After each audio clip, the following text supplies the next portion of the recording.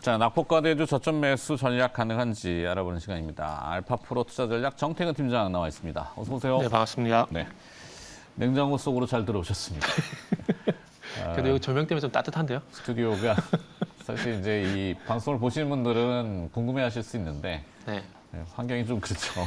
굉장히 추워요. 네.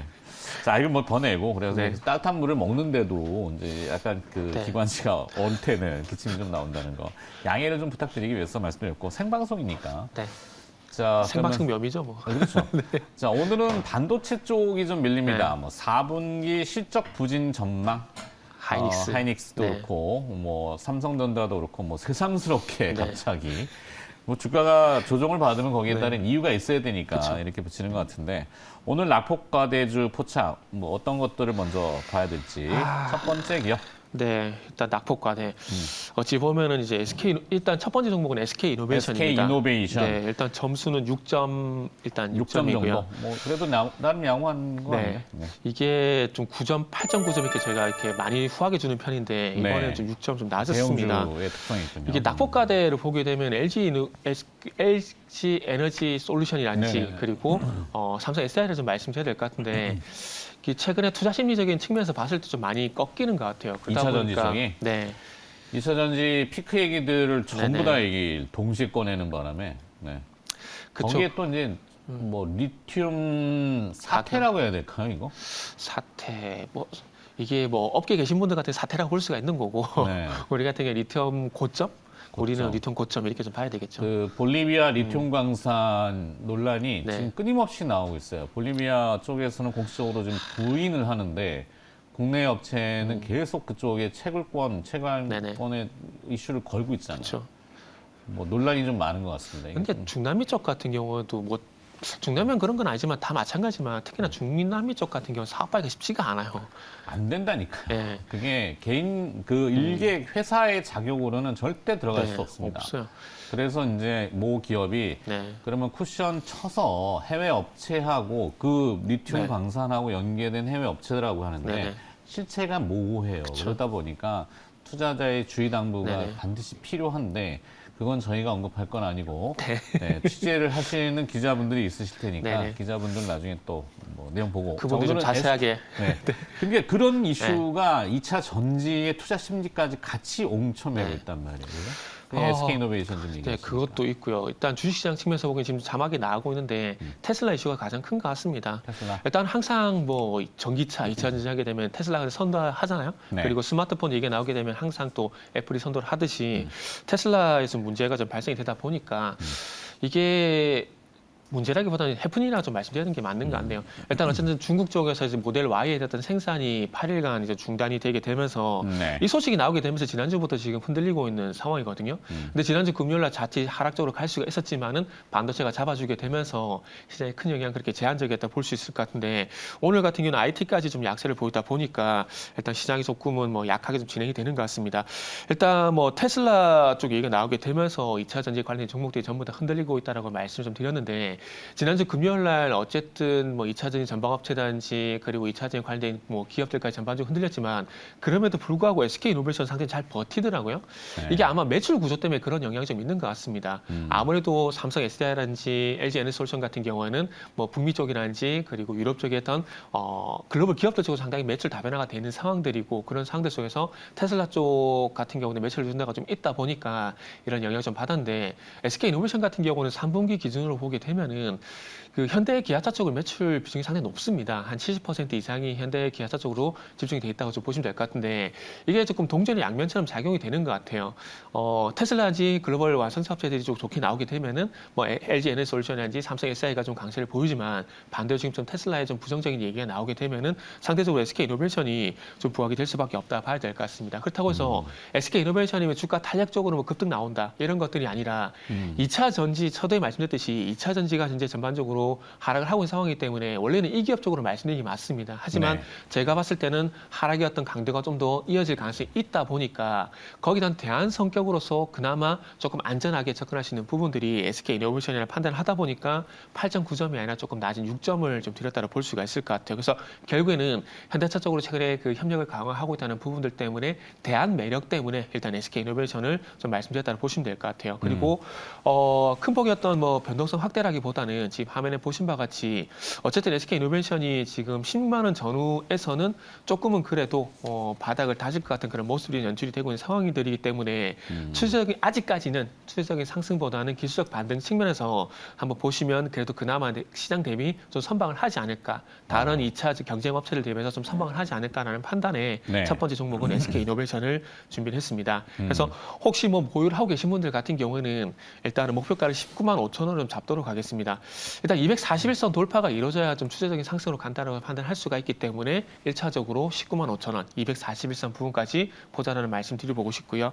그리고 신규 매수 같은 경우는 조금 가격대를 욕심을 내보자면 16만 5천 원 이하 동대 한번 신규 매수를 한번 해보자라는 말씀을 드리도록 하겠습니다. 네.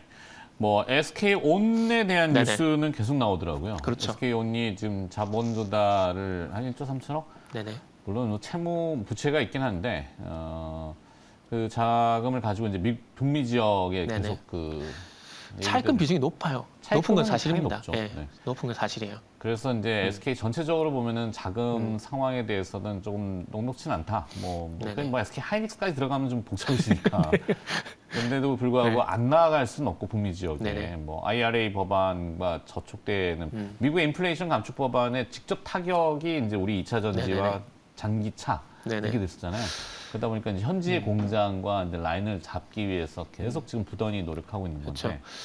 어쨌든 2026년까지 가더라도 제가 볼 때는 이 완성차 업체들보다는 2차 전지 업체들이 조금 더 우위에 있다고 봐야 될 것 같습니다. 그리고 SK온 같은 경우도 서두에 말씀드렸지만 차입금 비중이 높긴 하지만 그럼에도 불구하고 아시겠지만 글로벌 프로젝트라 그래가지고 SK 프로젝트라 가지고 진행을 하고 있는 부분들이 있는데 네. 이게 매출자가 정해져 있습니다. 네. 정해져 있기 때문에 이게 어쨌든 완공이 되게 되면은 뭐 그 이전도 마찬가지 그 이전도 뭐 가능하다 생각이 들지만 어쨌든 뭐 차입금 비중이 높다고 하더라도 그에 반해서 어쨌든 그 매출이 들어가는 부분들이 정해져 있다는 부분들. 그러니까 납품처가 정해져 있기 때문에 제가 네. 볼 때는 그런 부분들은 어떤 투자 관점에서 보게 된다라면은 뭐 크게 걱정하실 필요는 없지 않을까라는 말씀을 좀 드리고 싶네요. 오늘 동향을 보니까 외국인들, 외국계 창고, 뭐 제가 표현을 그렇게 합니다만 SK IE 테크놀로지의 순매수가 좀 있어요. 네. 시세는 뭐 강보합 정도 되는데 이게 이제 SK 이노베이션, SK 온 하고 다 연결성이 있지 않을까? 그쵸. 생각이 좀 들어져서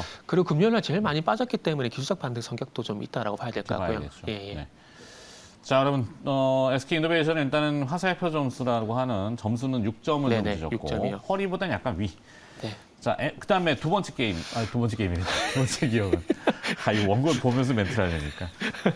두 번째 종목은 N게임입니다. N게임. 네. 네. N게임은 포인트가 뭔가요? 최근에 뭐 위믹스 사태가 좀 있다 보니까 조금 NFT라든지 P2E 쪽에서 좀 자유로운 종목들 점수를 좀 주면. 네, 점수는 이제 8점. 8점 많이 네네. 높네. 네. 요거는 제가 8점을 드린 이유는 일단은 제가 지금 방금 말씀을 드렸듯이 이 위믹스 사태에서 조금 자유로울 수 있는 종목들이 여러 가지가 있습니다. 넷마블도 있고 NC소프트도 있고 그리고 지금 방금 말씀드리는 또 N게임도 있는 상황인데 그 중에서 뭐 본인의 성향에 맞는 종목을 선택하자라는 관점에서 일단 8점이라는 말씀 좀 드릴 수가 있을 것 같습니다. 네.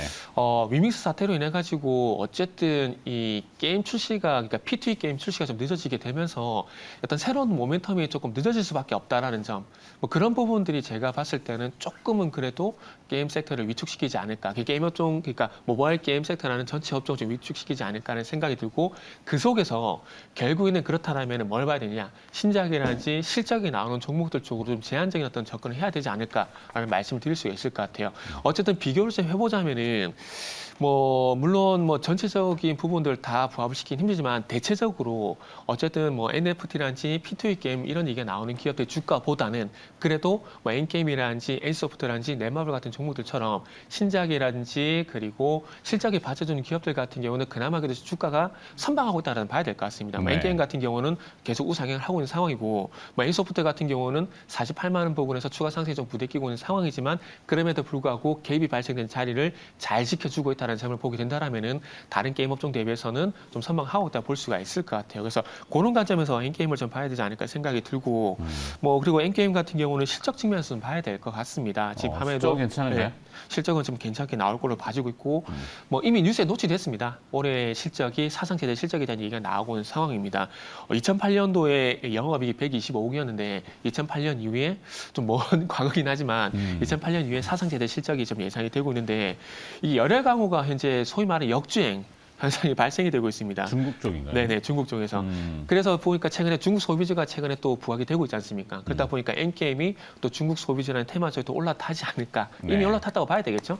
이쪽 올라탔다고 봐야 될 것 같고 지금 열혈강호 온라인 같은 경우는 지금 작년 대비해서 누적 매출이 전년 대비해서 33%나 성장할 상황이고 그리고 10월 달만 보게 되면은 중국 매출이 42%나 성장을 하고 있는 상황이기 때문에 일단 어쨌든 역주행 관점에서 이 열혈강호 온라인의 매출이 좀 받쳐주는 상황이고요. 그리고 나이트 온라인이라는 또 게임이 미국과 터키 쪽에 신규 서버를 오픈했는데 12월 달 매출이 또 158%또 성장하는 기염을 토해냈습니다. 그러다 보니까 실적 관련해서 그러니까 게임 업종 내에서 실적이 발생되는 기업을 보게 된다면 단연 엔게임을 좀 말씀드려야 되지 않을까라는 판단했고요. 근데 원초적으로 봤을 때는 이 위믹스 사태에서 좀 자유로울 수 있는 종목을 선택을 하다 보니까 일단 엔게임이라는 종목을 또 두 번째 종목으로 말씀드릴 수 있을 것 같습니다. 그러다 보니까 이런 연유들로 인해서 일단 8점 점수 좀 드렸고요.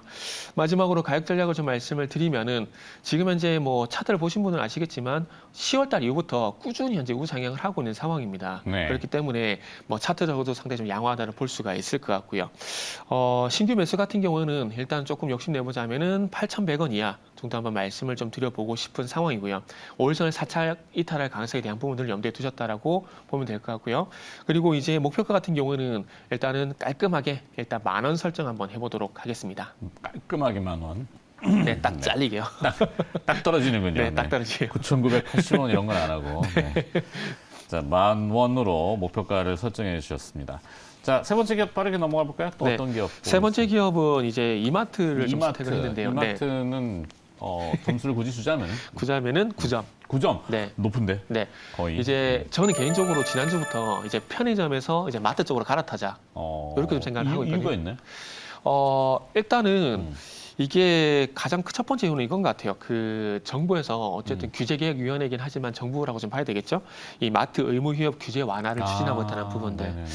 뭐 이틀 현재 쉬는 걸 풀어서 얼마만큼 도움이 될 것이냐라고 말씀하실 수도 있는데 이번 달 같은 경우에 두 번째 휴일이 25일이거든요. 크리스마스예요. 근데 그날 마트 영업을 하게 되면은 제가 볼 때는 크리스마스 관련 어떤 그 행사 진행하게 되면은 매출 상당한 도움이 될 거라고 좀 보거든요. 그러다 보니까 저는 이 의무휴업 규제 완화 이런 부분들이 상당히 도움이 될 거라 보고요. 그리고 이게 여담이지만 저는 개인적으로 이게 마트 효과가 분명히 있다라고 봅니다. 무슨 얘기냐면은 이게 맛집 가게 되면은 맛집 주변에 비슷한 가게가 상당히 좀 많거든요. 네네네. 근데 이게 결국에는 맛집 맛집 효과거든요. 근데 마트 같은 경우도 제가 사는 동네에서 가장 가까운 그 연재 이마트를 예를 들게 되면은 그 지역 같은 경우도 바로 앞에 다이소가 있습니다. 네. 마트에 갔다가 마트에 쇼핑을 하고 또 이제 동선을 그렇게 잡아가는 동선 잡아가지고 또 이제 다이소 또 뭐가 있나 가볼 수가 있거든요. 그러다 보니까 거기 다이소가 되게 커요. 영화관도 그렇게 해서 같이 입점을 그렇죠. 하고 복합 쇼핑몰 그런 효과가 날 수가 있는 거죠. 근데 대표적인 복합 쇼핑몰 이제 그 저는 개인적으로 잠실 롯데를 예를 많이 드는데 거기 아시겠지만은 마트 있고 백화점 있고 호텔 있고 그다음에 멀티플렉스 있고 그다음에 놀이공원 있고 다 있거든요. 네, 다 있거든요. 그렇기 때문에 이런 시너지 효과가 분명히 난다라는 거죠. 이 잠실 롯데 때문에 그 주변에 관광 효과도 분명히 발생이 되는 거고요. 그래서 그러다 보니까 저는 이 의무휴업 규제 이런 부분들이 상당히 반갑다라는 말씀드리고 싶고 또 두 번째 이유는 최근에 11월 달 대비해서 공매도가 상당히 많이 청산이 됐다라고 합니다. 아시겠지만 공매도 같은 경우에는 주가가 하락을 해야 수익이 나는 포지션이거든요. 네. 근데 주가가 하락을 해야 수익이 나는 포지션이 대량으로 청산이 됐다라는 것들은 또 이렇게 해석할 수 있습니다. 어떻게 해석을 하냐면은 이제 하락으로는 충분히 먹었다. 그러면 하락보다는 상승 쪽으로 이제 수익을 낼 쪽으로 포지션이 변화가 되지 않을까라고 좀 긍정적으로 해석을 할 수가 있다라는 거죠. 그러다 보니까 이제 어찌 보면은 편의점 같은 경우는 단기간에 편의점이 안 좋다라는 것이 아니고요.